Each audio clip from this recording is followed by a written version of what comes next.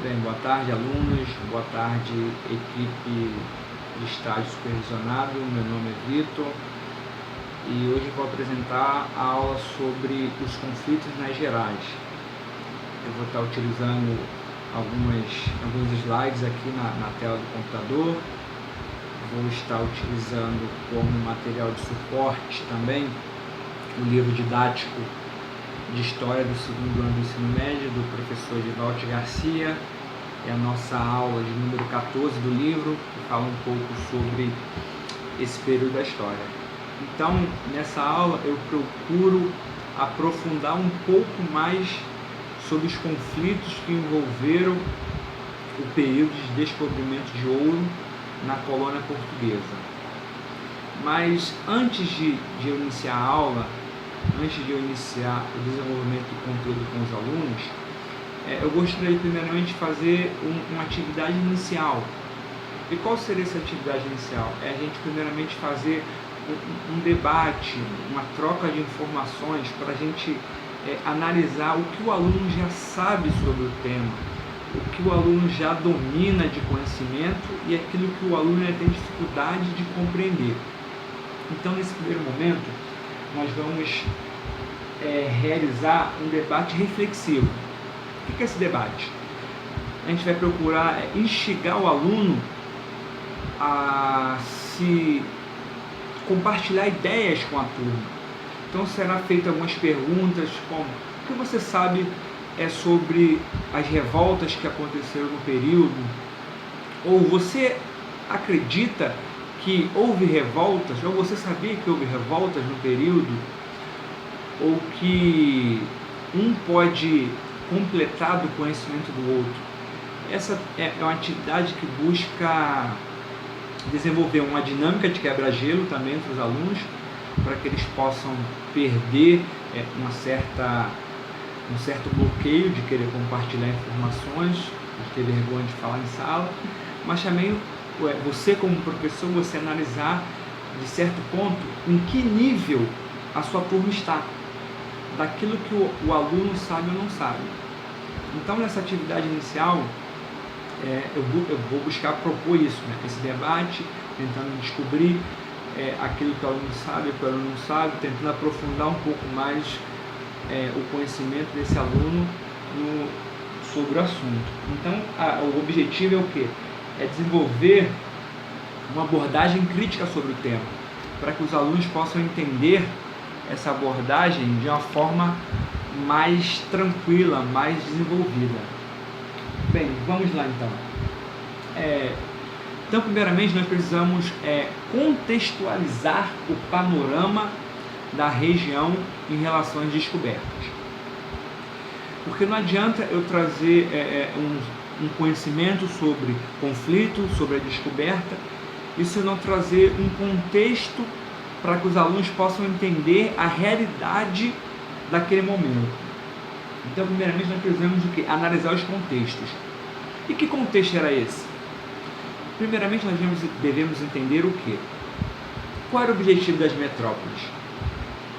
Obter recursos, obter riquezas, metais preciosos. Para quê? Para que houvesse aquele acúmulo de riquezas e a metrópole pudesse sustentar. Então, quando as metrópoles europeias se lançam nas grandes navegações, elas vão em busca disso, em busca de riquezas para sustentar a metrópole. Portugal, assim como as demais metrópoles, tinha esse anseio de alcançar, de obter metais preciosos, de alcançar riquezas nas suas colônias. Entretanto, diferente do seu vizinho da América Espanhola, que, vamos dizer assim, praticamente logo de cara, de início na sua busca, na sua colonização, já encontrou metais preciosos na América, ali no México, no Peru, enfim. Diferentemente, Portugal, ele não encontra de cara essas riquezas, esses metais. Então, Portugal, meio que em si, passa por um período de frustração por não ter alcançado e encontrado essas riquezas. mas em nenhum momento isso deixou de ser alcançado. O Brasil foi explorado pelo pau-brasil, foi explorado pela cana-de-açúcar, foi explorado por escambo, por outro tipo de comércio. Entretanto, o anseio e o desejo de se alcançar metais preciosos ainda era algo bem vivo no desejo dos portugueses, no desejo da metrópole. Esse era um dos grandes objetivos da colonização: alcançar e obter esses metais preciosos. Então, o que a gente precisa entender? Compreender o que? Os desdobramentos desenfreados dessa busca. Ou seja, no final do século XVII ali, praticamente em 1694, encontra-se ali na área de Minas Gerais, hoje, né, na época, os primeiros vestígios de ouro, os primeiros vestígios de metais preciosos. E isso que meio ressuscitou aquele espírito de descoberta, que ressuscitou aquele espírito de anseio, de busca pelo ouro brasileiro, pelo ouro da América Portuguesa. Então, qual foi os desdobramentos da descoberta de ouro? A primeira coisa que nós podemos citar é ver que houve um ímpeto da população, das pessoas em si, de diversas regiões e diversas áreas do Brasil, do mundo, começaram o quê? A migrar para aquela região, começaram a ir em direção para a região que se encontraram os metais preciosos, o ouro brasileiro. Então, qual é o primeiro desdobramento disso? Você tem um aumento populacional da região, uma região que podemos dizer era uma região inóspita, pouco habitada, com poucos recursos, com pouco apoio, vamos dizer que não teria uma rede de comércio, uma rede de estradas, uma rede de segurança naquele local. E aí você começa a receber pessoas de inúmeras regiões, de inúmeras partes do mundo em busca de ouro. E aquele desejo desenfreado de busca de ouro começa a ser inflamado naquela região. E aí o que a gente começa a ter? A gente começa a ter o acirramento das disputas e os primeiros conflitos, porque os primeiros a descobrirem o ouro naquela região foram o quê? Foram os paulistas. Então, teoricamente, eles se sentiam privilegiados e se sentiam no direito de exercer um monopólio de exploração naquela região. Entretanto, não foi o que aconteceu. Houve muita disputa de terra, houve conflitos, houve batalhas por pedaços de terra, porque quem teria a justificativa ou a obrigação de utilizar aquela terra, de explorar aquela terra, seriam os paulistas e não outras pessoas de outra região. E toda essa luta desencadeia o primeiro conflito naquela região, que foi o quê? Foi a Guerra dos Emboabas. Então a Guerra dos Emboabas foi praticamente o início da descoberta de ouro naquela região. Paulistas se achavam no monopólio de explorar a terra contra, vamos dizer assim, migrantes que iam para aquela região em busca de metais preciosos.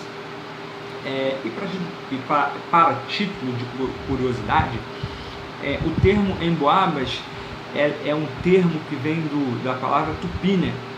Porque quando os migrantes vinham para aquela região, eles usavam botas de cano alto. Então aquelas botas de cano altos, elas eram como se fossem penas. A palavra emboaba, né, significa pássaros de penas altas, longas, grandes. Então, como os paulos se referiam aos migrantes como emboabas, era uma forma de descriminalizá-los, de ridicularizá-los, né, naquela região que eles buscavam explorar. Então a gente vê que os conflitos, eles nascem, eles surgem primordialmente dessa disputa de conflitos de interesses. Os paulistas tinham seus interesses, seus objetivos, buscavam exercer sua exclusividade na exploração da terra, e algo que não aconteceu e que gerou esse primeiro conflito, que é a Guerra dos Emboabas. Então, caminhando um pouquinho mais, nós vemos que como a metrópole, como Portugal passou a lidar com tudo isso.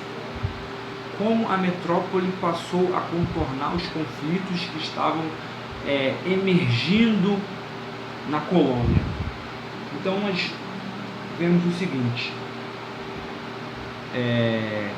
ela passa a realizar uma administração mais presente. O que seria essa administração mais presente? Ela começa a realizar um aparato administrativo mais sólido.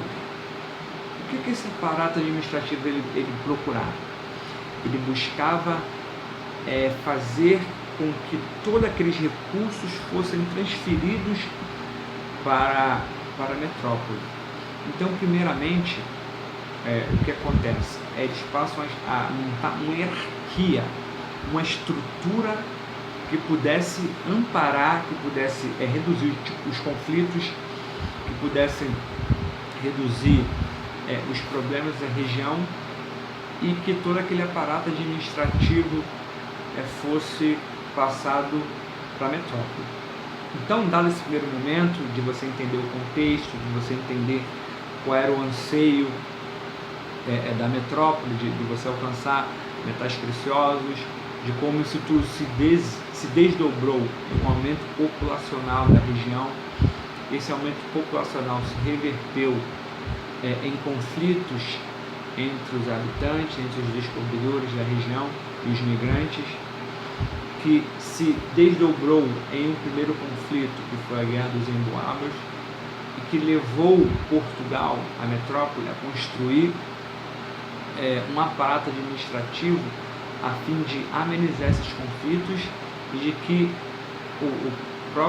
a própria metrópole pudesse absorver todas essas riquezas.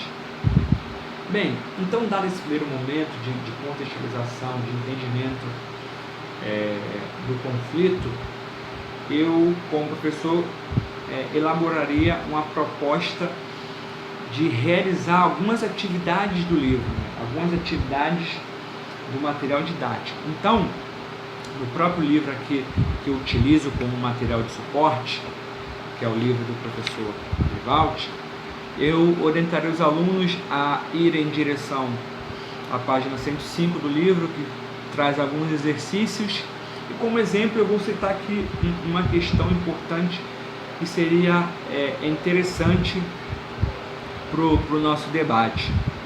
Então fala assim a questão: durante o século XVIII, a coroa estabeleceu várias formas de cobrança de impostos. Explique o que era o quinto e a importância da casa de fundição para a sua cobrança. Então eu utilizei essa questão da seguinte forma: como o aparato administrativo, como uma forma de exploração da metrópole, como uma forma de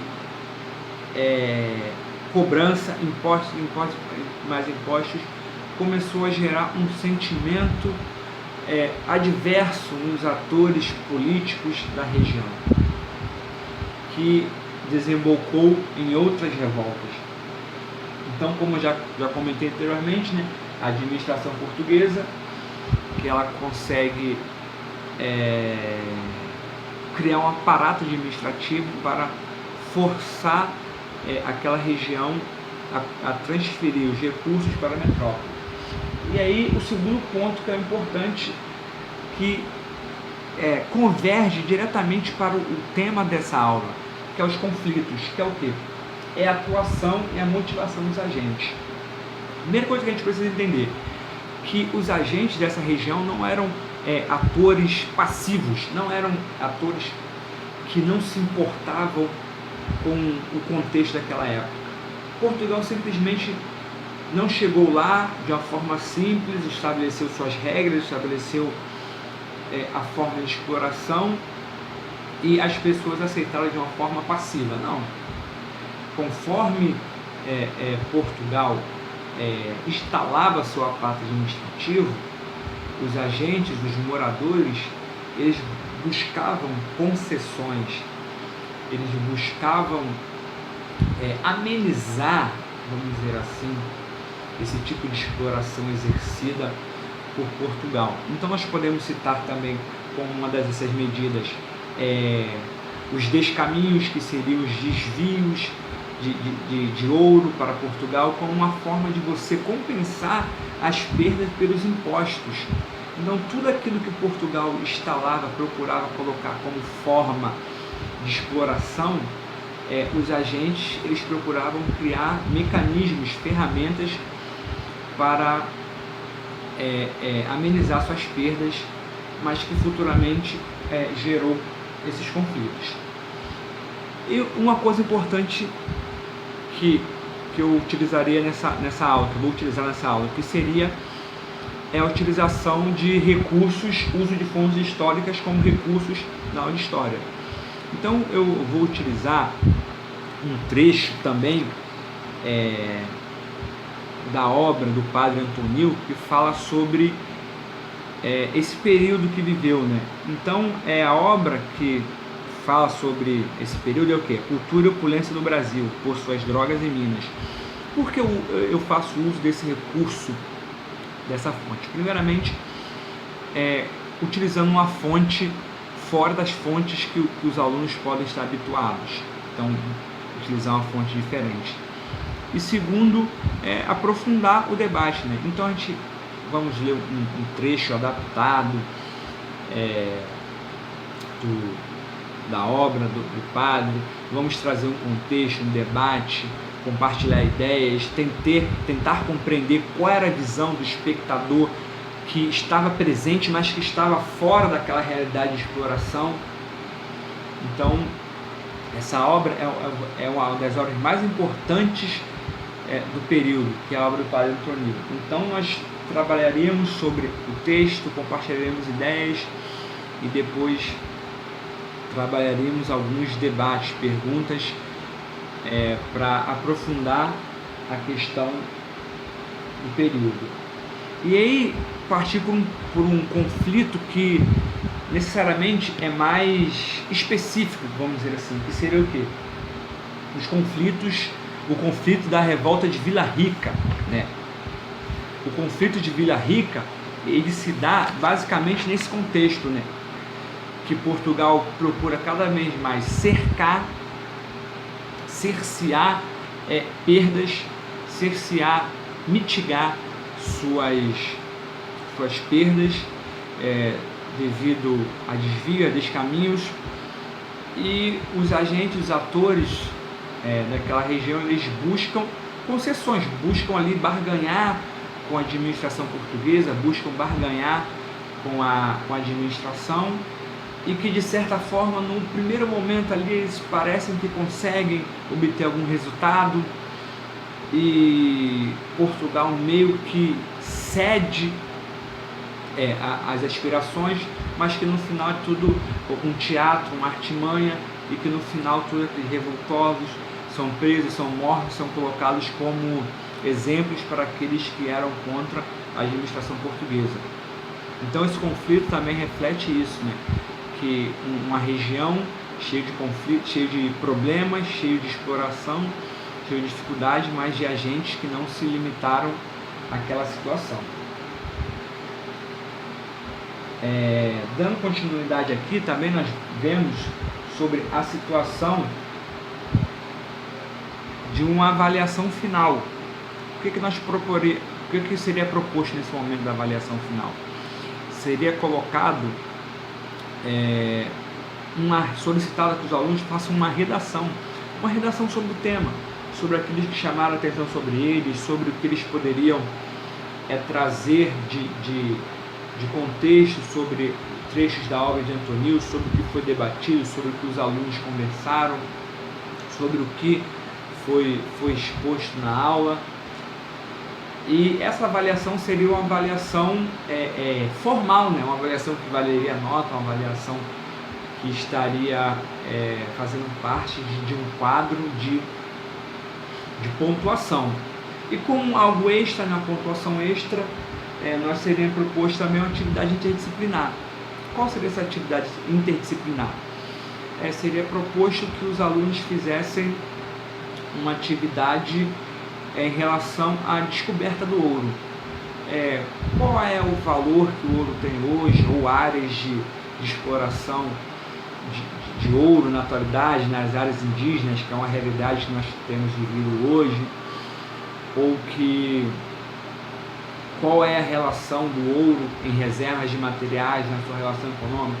Enfim, também seria uma avaliação formal que buscaria propor que os alunos desenvolvessem uma atividade fora do campo da história para ampliar seu conhecimento como informação. Então, por fim, a aula se definiria isso, de a gente buscar entender que os agentes, que os atores daquela região não foram agentes passivos, foram agentes que se levantaram contra o sistema, que buscaram barganhar, que buscaram, por interesses próprios, agirem na área das minas, que buscaram agir por conta própria naquela região, a fim de buscar ganhos. Então, eu finalizo aqui minha aula, espero que os alunos tenham gostado e até a próxima.